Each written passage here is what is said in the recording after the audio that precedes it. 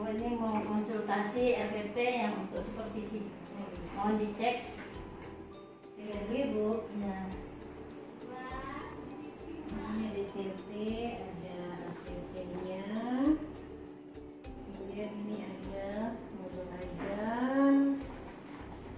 Oke, saya lihat modul ajarnya ya Bu. Iya, Bu.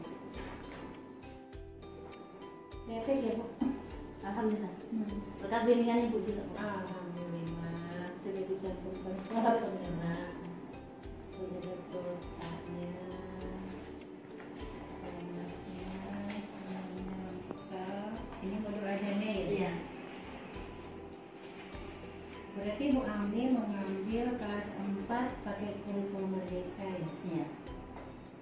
Oke, di sini kita sambil lihat penilaian instrumen modulnya. Di sini ada dilihat sudah terdapat identitas seperti benar, ada kompetensi awalnya, ada profilnya, kemudian ada sarkasnya, ada target, kemudian modelnya pembelajaran tatap muka ya Bu. Kemudian ada KI, CP, pemahaman bermakna, pertanyaan pemantik, kemudian di kegiatan pendahuluan. Bagus, sudah ada intinya. Mengerti di kegiatan penutupnya, di kegiatan penutup ada berisi tentang ada kegiatan rangkuman, refleksi, dan tindak lanjut. Ada refleksi, revisi siswa bagus, nih bagus sudah. Ada penilaiannya juga, ambil-ambilannya, materi ini pelajaran sikap sosial, dampingan, kemudian pengetahuan. Ya, lengkap banget Bu. Tutornya, kemudian materi ada ya? Ada. Baca, kali belakang. KPD ya, ada. Kemudian pulsarium, daftar pustaka, iya di sini juga diminta nih Bapak jadi ada. Kemudian ini rangkuman materi ya, ada.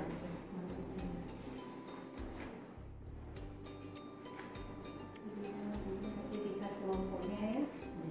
Berarti nanti dalam kegiatan ada membuat kelompok ya, kelompok diskusi. Menggunakan metode picture and picture. Oh iya. Mengurutkan gambar menceritakan. Itu ya, pakai model itu berarti ya, model pembelajarannya. Bagus suami, mudah-mudahan nanti pada pelaksanaannya bisa sesuai dengan apa yang tertuang di RPP. Amin. Terima kasih, PPT-nya sangat bagus sekali. Mudah-mudahan juga menjadi contoh teman-teman yang lain ya. Alhamdulillah. Terima kasih, Bu. Iya Bu. Selamat. Assalamualaikum. Salam.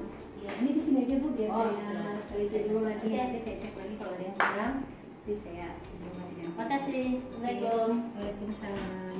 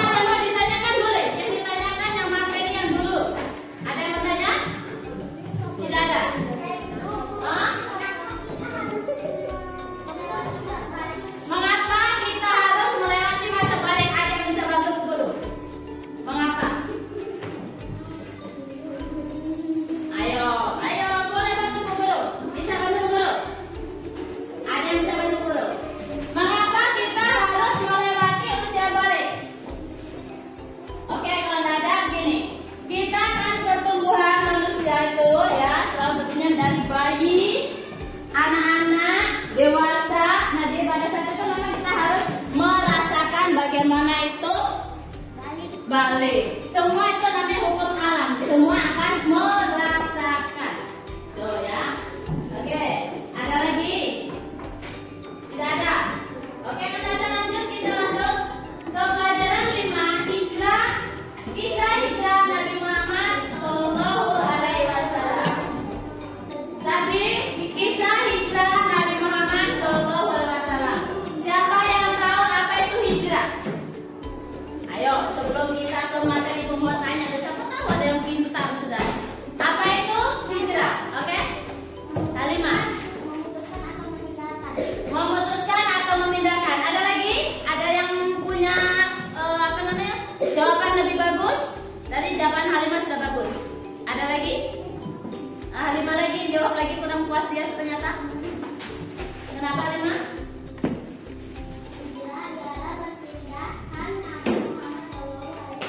Bagus. Jadi hijrah adalah perpindahan ya, dari tempat satu ke tempat yang lain. Itu namanya hijrah.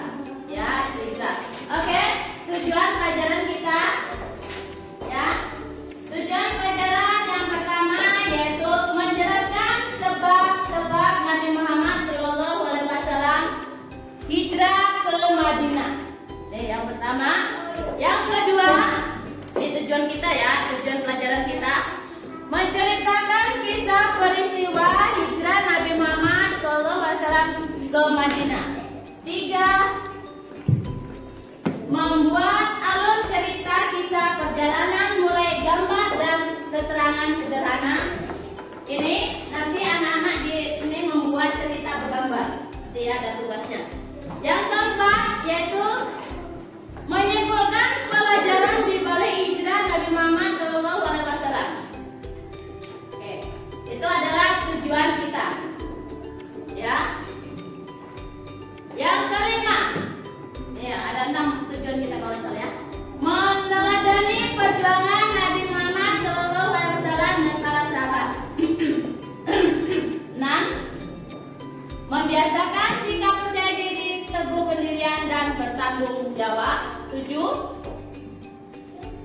meyakini kebenaran kisah Nabi Muhammad, kisah hijrah Nabi Muhammad SAW ke Madinah. Itu adalah tujuan kita. Ada berapa tadi? Ada 7 ya. Sekarang ini peta konsep yang akan kita bahas. Yang pertama, kisah hijrah Nabi Muhammad. Kemudian sebab Nabi Muhammad hijrah. Lanjut lagi, perjalanan hijrah Nabi Muhammad SAW.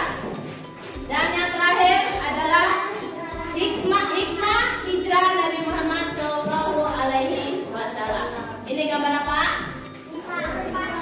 Gurun pasir. Ada sahabat Nabi ini sedang pergi hijrah. Ini peta konsep kita. Lanjutkan. Sekarang anak-anak perhatikan semua. Tuh ada gambar. Ada gambar. Ayo amati gambar. Ini gambar apa? Ada yang tahu gambar apa? Ayo. Ya, ada lagi. Gurun pasir. Ada lagi? Unta. Ada unta. Ada lagi?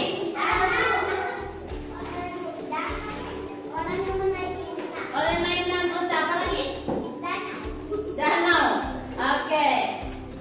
Ini adalah gambar orang naik unta, dia sedang pergi hijrah. Ya, ini sahabat Nabi pergi hijrah. Kemana dia akan pindah tadi? Kemana? Ke Madinah. Pintar ya.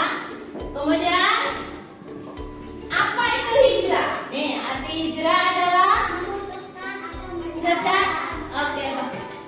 bagus. Secara bahasa, hijrah berarti memutuskan atau meninggalkan. Kamus Besar Bahasa Indonesia, hijrah adalah perpindahan Nabi Muhammad SAW bersama sebagian pengikutnya dari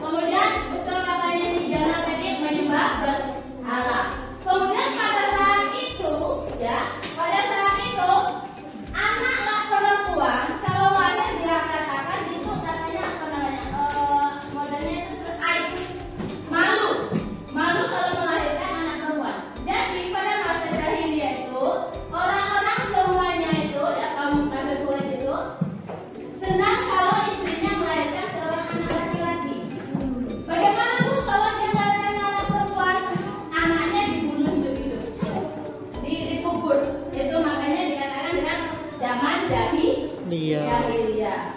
Setelah Islam datang, Nabi Muhammad mengajarkan, kemudian itu tidak diperbolehkan lagi. Ya, pada waktu itu ada cerita, ya sedikit cerita yang menyenggol ke sana sedikit. Ada sahabat Nabi sebelum dia masuk Islam, dia istrinya melahirkan seorang anak perempuan. Anak perempuan itu karena dia takut anaknya itu dibunuh sama suaminya, dibunuh hidup-hidup, masih hidup-hidup dikubur.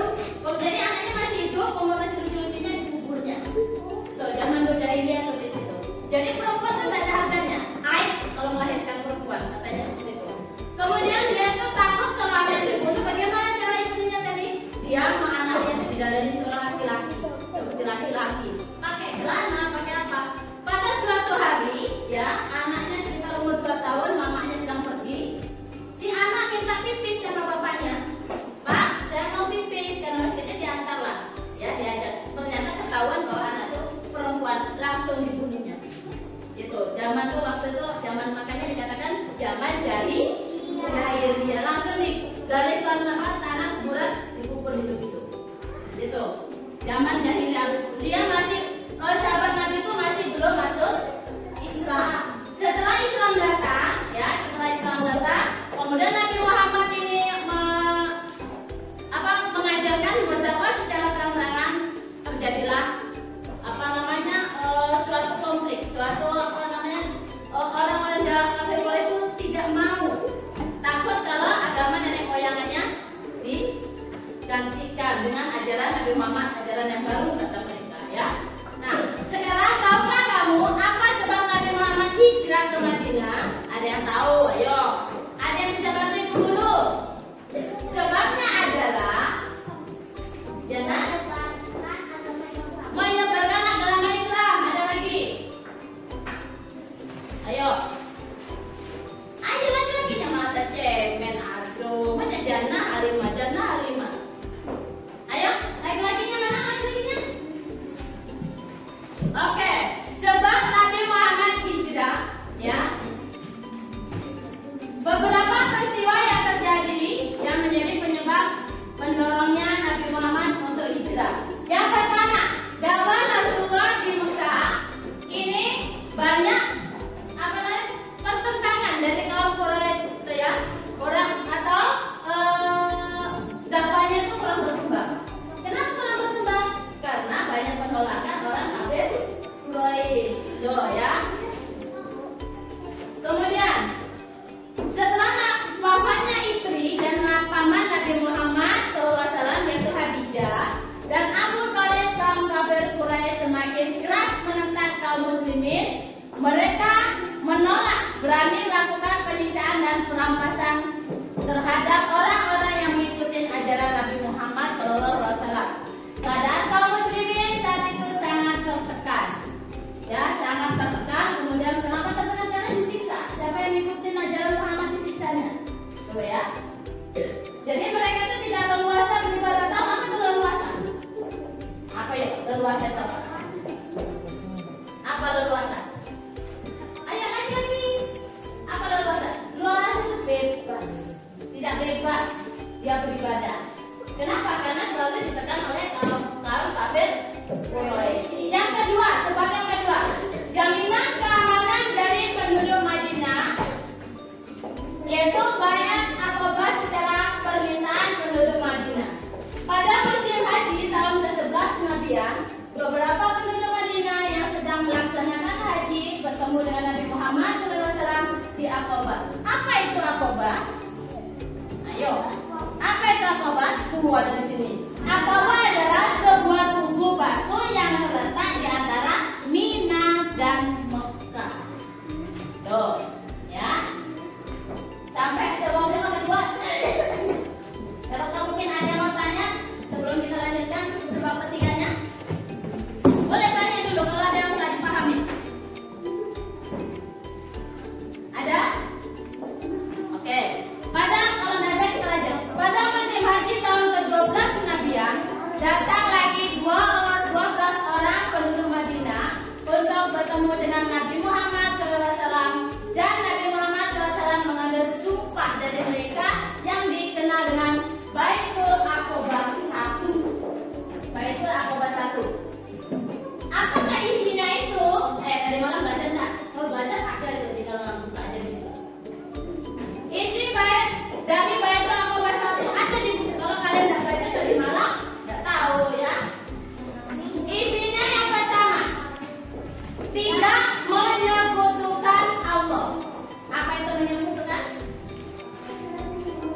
Apa?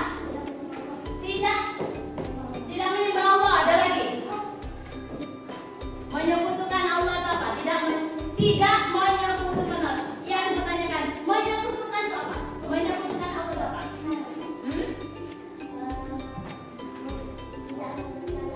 Tidak mempercayai. Ada lagi? Oke. Bagus, jawabannya bagus ya. Tidak menyekutukan, menyekutukan nanti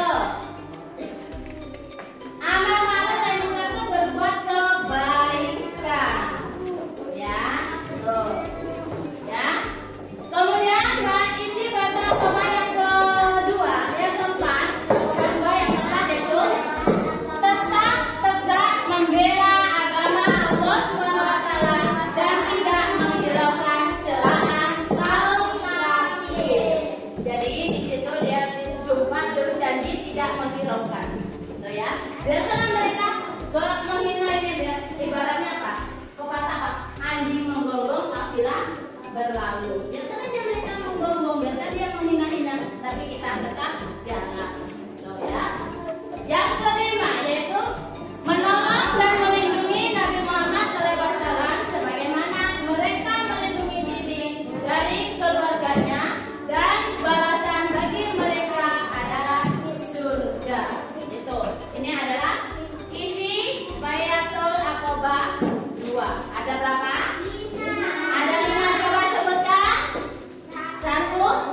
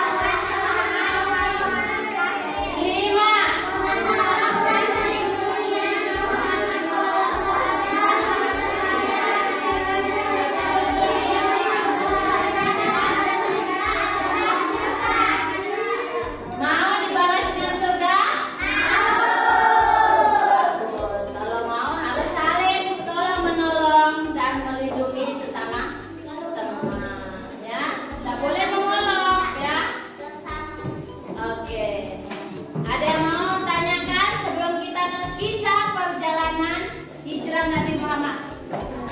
Ada yang mau ditanya? Boleh tanya dulu. Silakan. Boleh tanya, boleh tanya. Dadah. Berarti paham semua. Ya, 5 lagi. Sahabat Nabi Muhammad ada berapa? Siapa yang bisa bantu guru? Ini coba. Buang dulu. Ukur ya, ukur ya.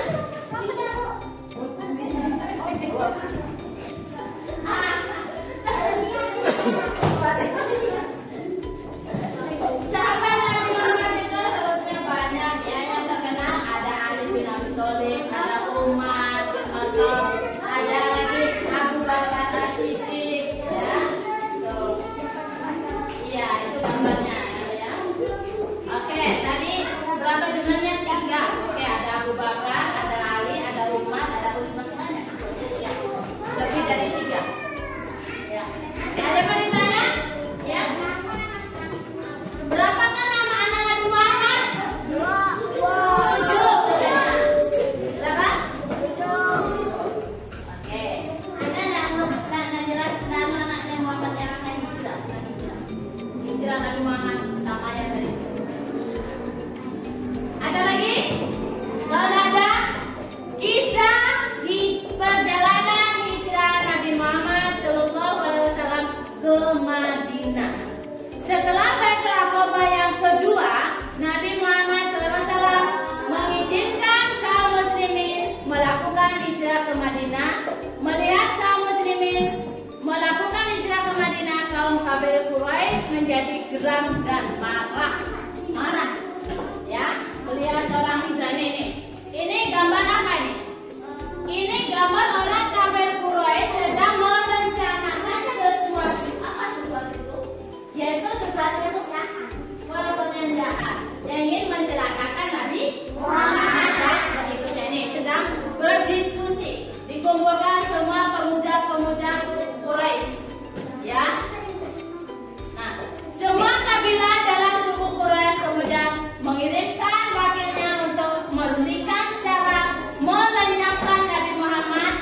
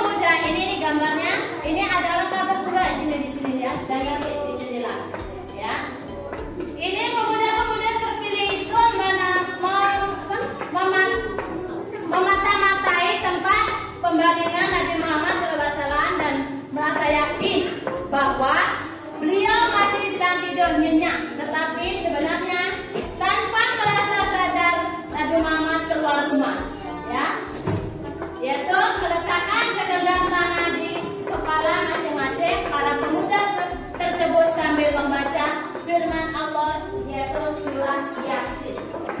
Ya, apa yang bacanya surah Yasin? Tuh ada di atas. Apa bacanya itu? Bismillah, coba sama-sama. Bismillah. Ada di halaman.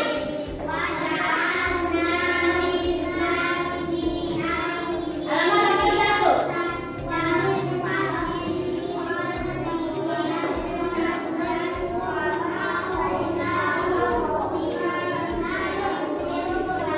Iya. Yaitu adalah doa surah Yasin ayat 9. Wa ja'alna min baini aydihim sadra wa min khalfihim sadra wa husayna wa hum la yubsirun. Artinya apa? Dan kami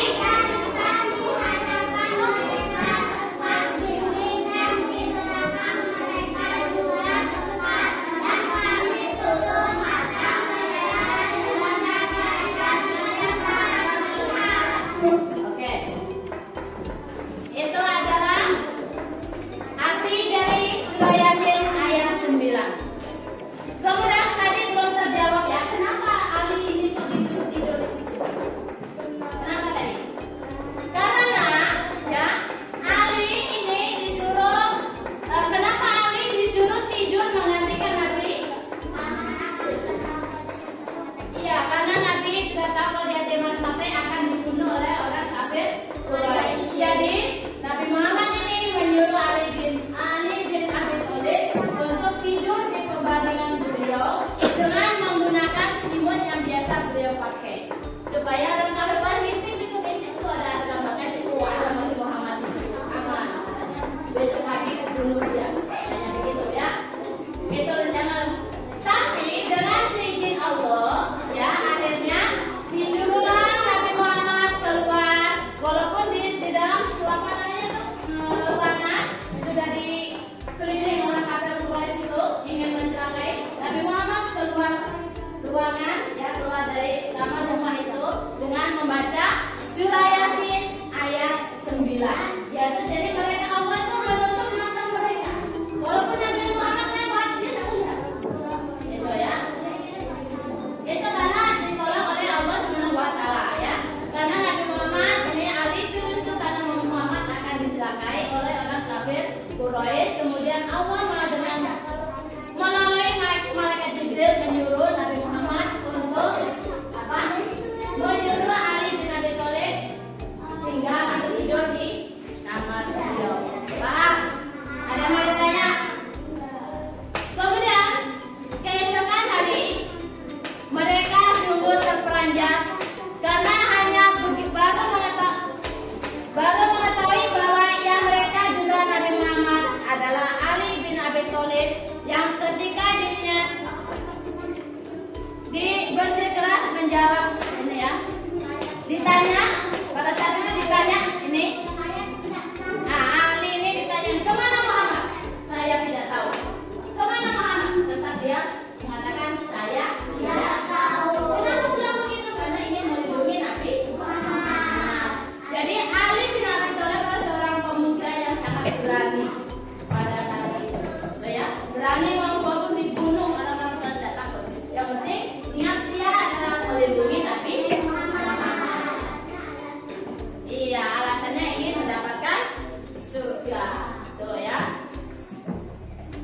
Kemudian setelah orang-orang kafir Quraisy mengetahui bahwa Nabi Muhammad SAW terlepas dari penjagaan mereka, akhirnya mereka menggunakan strategi baru untuk melacak kepergian Nabi Muhammad SAW. Apa aja strateginya itu? Yang pertama, mengutus beberapa orang kafir Quraisy, di antaranya Abu Jahal, agar pergi ke rumah Abu Bakar dan menangkapnya. Siapakah Abu Jahal itu? Siapa Abu Jahal? Ayo. Abu Jahal itu adalah pamannya Nabi, ya masih paman. Pamannya Nabi, tapi Abu Jahal jahat. Makanya ada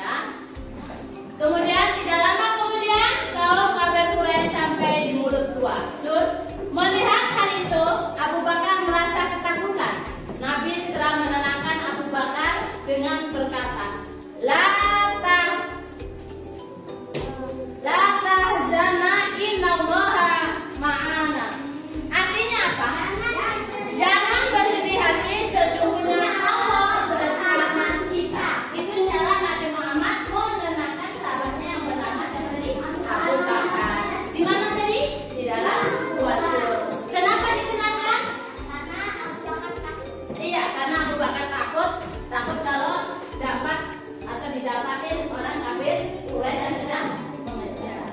Tuh ya. Lanjut. Ini adalah gua menurut gua ini adalah gambarnya, ini adalah gambar orang kafir Quraisy. Kemudian di sini ini tidak jelas gambarnya ini. Gambarnya ini apa nama sarang laba-laba ya? Sarang laba-laba itu menutup mulut gua, ya.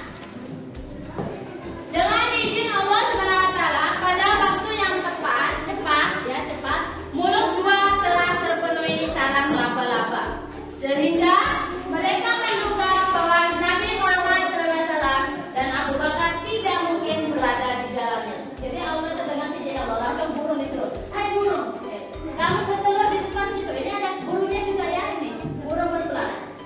Kamu bertelur di situ. Dan apa? Kamu bikin sarang di situ. Allah kalau menginginkan, kalau tinggal mengatakan kun fayakun langsung jadi. Langsung semua makhluk hidup yang disuruh oleh Allah langsung melaksanakan perintahnya. Yaitu burung membuat sangkar, ya sedang bertelur. Ya. Kemudian ada sarang laba-laba.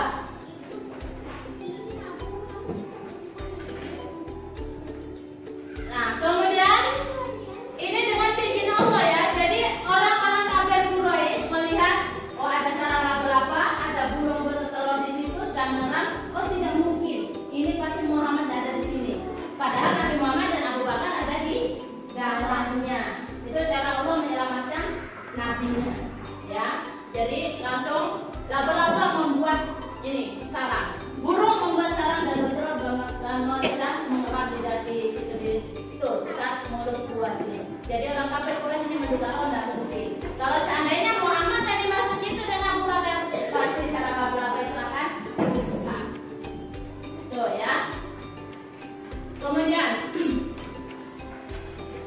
Nabi Muhammad tiba di Kuba pada tanggal 8 Rabiul Awal tahun ke-13 kenabian atau tanggal 23 September 622 Masehi. Nabi Muhammad tiba di Madinah. Nih, ya. Nabi Muhammad tiba di Madinah. Kemudian pada hari Jumat tanggal 12 Rabiul Awal tahun ke-13 kenabian, Nabi Muhammad SAW memasuki kota Mekah. Para penduduk Madinah menyambut dengan gembira. Setelah memasuki kota Madinah, Nabi Muhammad SAW melepas untanya berjalan sendiri dan mengikutinya seraya mengatakan bahwa beliau akan berhenti dan tinggal di tempat unta tersebut berhenti. Ya, ini gambar apa? Ini gambar orang Madinah. Bagus. Gambar orang Madinah sedang menyambut Nabi Muhammad dengan sukacita, dengan senang. Nabi Muhammad disambut dengan senang hati, ya, oleh orang-orang Madinah. Kata-kata kaum Ansor. Orang Madinah itu disebut dengan kaum Ansor. Kalau orang Mekah disebut muhajirin, orang yang berpindah. Kalau yang Ansor itu menolong, artinya yang Ansor itu menolong. Tuh ya. Kemudian akhirnya unta tersebut berhenti di depan rumah Abu Ayyub Al-Ansari di tanah kosong milik dua orang anak yatim bernama Sahal dan Suhail. Di tempat itulah Nabi Muhammad SAW membangun masjid yang pertama di Madinah dan diberi nama Masjid Nabawi. Tadi waktu di Kuba membuat masjid namanya Masjid Kuba. Kemudian di Madinah Nabi Muhammad membuat masjid disebut atau dikasih nama dengan Masjid apa? Nabawi. Masjid apa tadi? Halo. Masjid apa tadi di Madinah? Masjid Nabawi. Kalau di Kuba tadi masjid apa? Masjid Kuba. Tuh ya.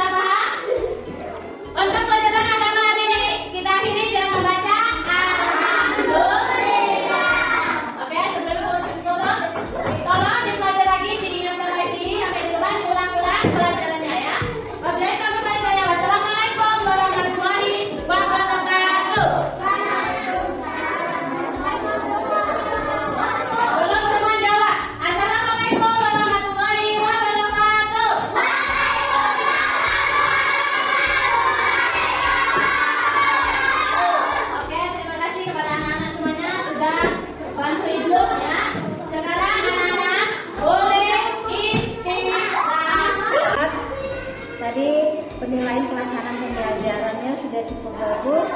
Saya tidak menemukan sebenarnya ya apa yang sebenarnya masalahnya terlaksana semua, makanya di sini saya kasih cuma ada satu aja tadi yang Bu Ami lupa kalau pada saat di kegiatan pendahuluan orientasi ada ya sudah salam apa di ini Bu Ami tidak menyampaikan rencana kegiatan baik individu, kerja kelompok dan melakukan observasi. Itu aja sih. Cuma di situ aja tadi. Kalau yang lainnya sudah sangat bagus ya. Mungkin nanti nilainya ini RPP-nya kayaknya 90 lebih. Iya, karena ini loh, cuma satu ini aja yang tidak ada, yang lain itu terurut. Kemudian di sini, nah secara umum pelaksanaan pembelajaran sudah sangat baik sekali. Coba di kegiatan tadi nih ya, di kegiatan pendahuluan tidak menyampaikan ini. Nah kedepannya ini sudah sangat lebih baik, kedepannya lebih ditingkatkan lagi dan kalau perlunya dipertahankan. Insya Allah Aman ya. Terima kasih sudah membantu saya juga dan suasana seperti ini. Terima kasih. Alhamdulillah aman. Selesai Pak.